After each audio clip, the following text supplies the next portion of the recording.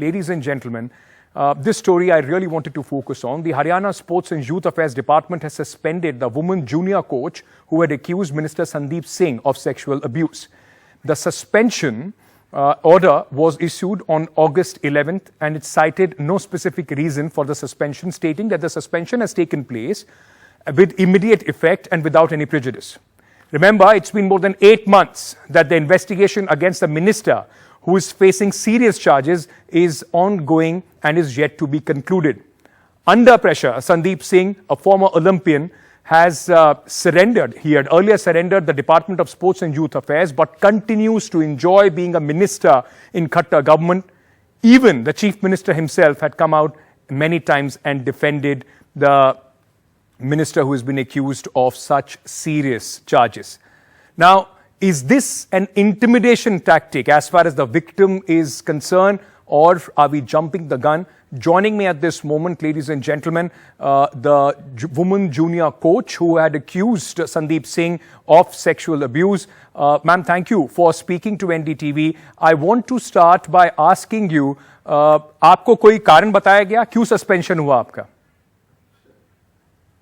Sir देखिए, जो मुझे ऑर्डर दिया गया है, जो सस्पेंशन ऑर्डर मुझे हायर अथॉरिटीज के थ्रू जो दिया गया है, उसमें कोई स्पेसिफिक कोई रीजन मेंशन नहीं किया गया है।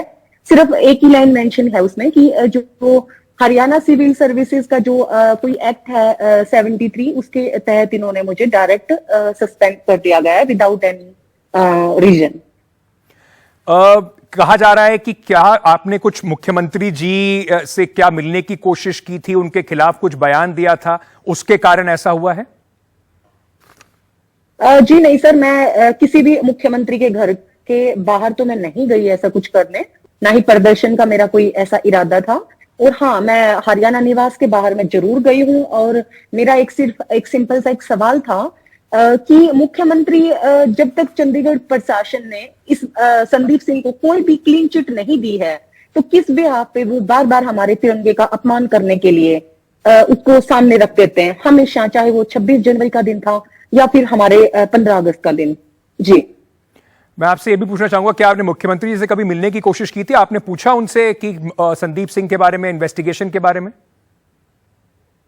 हाँ सर, मेरी एक कोशिश थी कि किस बिहाफ पे आज तक हरियाणा के मुख्यमंत्री ने कभी भी मेरा पक्ष जानने की कोशिश ना करते हुए हमेशा मेरे लिए आप शब्द कहे हैं, अनर्गल बताया है मुझे बार बार हमारे मीडिया के माध्यम से। तो हाँ, बिल्कुल मेरी एक कोशिश थी। मैडम, मैं आपसे पूछना चाहता हूं, अभी इन्वेस्टिगेशन के क्या स्टेज पर है?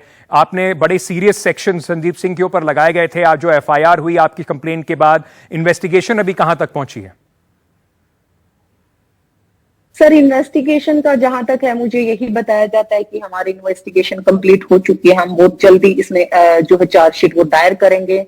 और सर, लड़ाई तो देखिए जारी रहेगी, और ये हमारे देश का दुर्भाग्य है कि जो पीड़ित लड़कियां हैं, चाहे आप देखिए इस बीजेपी की सरकार में, चाहे वो हाथरस वाला मैटर है, चाहे कुलदीप सेंगर वाला मैटर है, या चाहे अभी रिसेंटली जो ब्रिजभूषण का मैटर है, ये हमारी बदकिस्मती है कि हम लड़कियों को, औरतों को हमेशा हमारे इस देश में इतना माफ करना, इतना अपमान दिया जाता है इस सरकार के तहत। और जो अक्यूज्ड हैं, उनसे आज भी हमारे तिरंगे को कितना मतलब शर्मसार किया जाता है।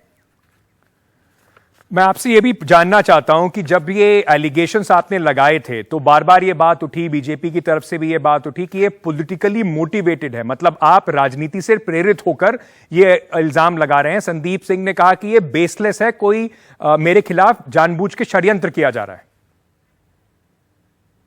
सर, ऐसा बोल देने से अगर यही बात है तो संदीप सिंह ने हमारी माननीय अदालत के 5 महीने तक टाइम बर्बाद क्यों किया? अगर वो इतना ही सही है तो उनको तो सामने से आके बोलना चाहिए था कि ब्रेन मैपिंग, नार्को टेस्ट, क्या मेरा तो जो मर्जी टेस्ट कराओ, I am ready for that.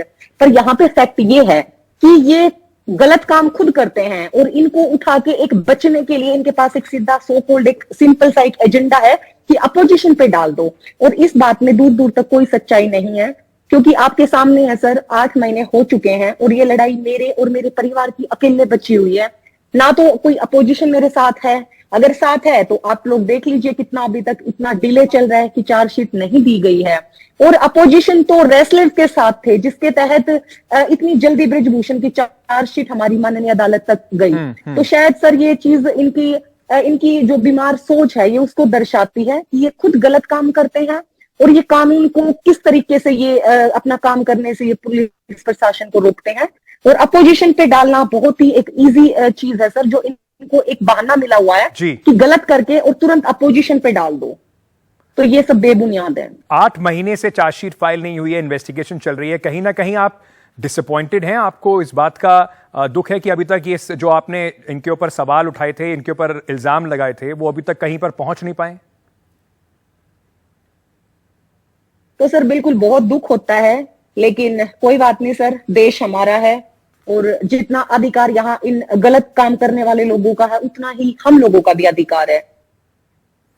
मैं अंत में आपसे पूछना चाहूंगा, आपको अभी भी लगता है, क्योंकि संदीप सिंह अभी भी मिनिस्टर बने हुए हैं, सरकार में हैं, पावरफुल है, अभी भी हैं, और सरकार लगता है जैसे मुख्यमंत्री जी उनका कई बार समर्थन करते नजर आए हैं, आपको लगता है आपको जस्टिस मिलेगा? सर मुझे पूरी उम्मीद है और उम्मीद मुझे बहुत कॉन्फिडेंस है और मैं इतना भरोसा करती हूँ मेरे देश की अदालत पे, क्योंकि ये भारत है और ये मेरा भी देश है और मेरे देश में औरतों को हमेशा बहुत बड़ा दर्जा दिया गया है। चाहे वो हमारी महाभारत का उठा के देख लीजिए या हमारी रामायण का देख लीजिए, और मेरे देश में हर कोई गलत काम करने वाले लोग नहीं है। मेरे देश में मेरी जनता पे मुझे बहुत विश्वास है और मुझे पूरा इंसाफ मिलेगा और इंसाफ मैं लूंगी और मैं अपना इंसाफ मिलने तक मैं अपनी लड़ाई जारी रखूंगी। Thank you so much for speaking to us here on NDTV.